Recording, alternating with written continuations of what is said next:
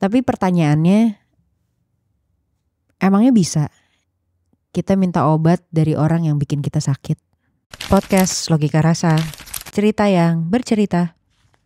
Hari ini kepikiran tentang mau nyeritain tentang waktu kita suka, kagum, dan sayang sama orang lain. Kita tuh seringkali menempatkan orang lain itu lebih tinggi posisinya dari kita. Yang otomatis posisi kita seringkali ada di bawah orang lain itu.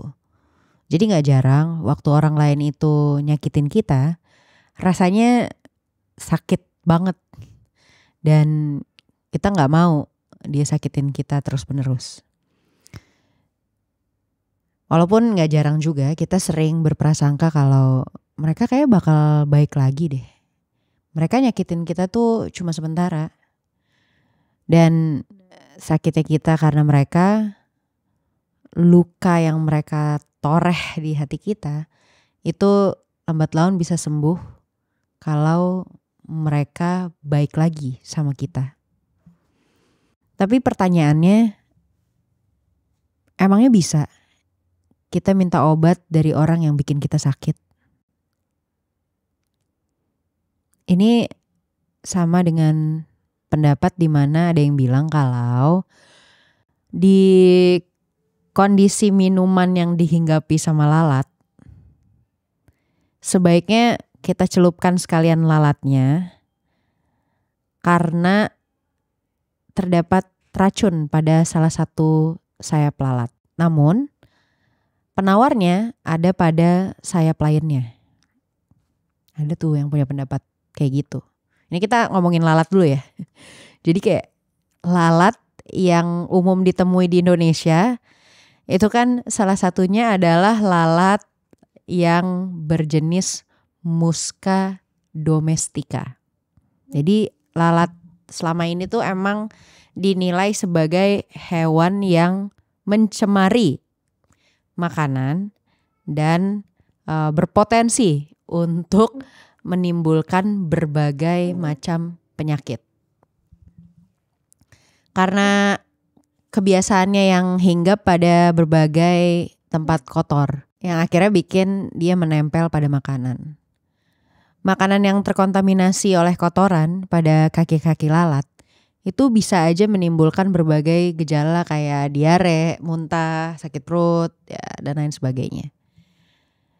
Karena kita gak bisa tahu tuh sayap mana yang ada racunnya, sayap mana yang ada penawarnya. Makanya sebaiknya dicelupkan sekalian. Kalau misalnya lalatnya hinggap gitu di air, kita celupin aja untuk menetralkannya.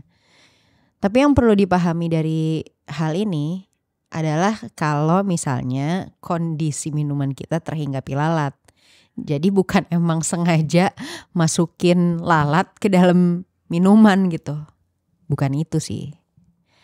Nah, mungkin emang bisa kali ya, dan boleh aja gitu punya pendapat di mana ada racun, di situ ada penawarnya.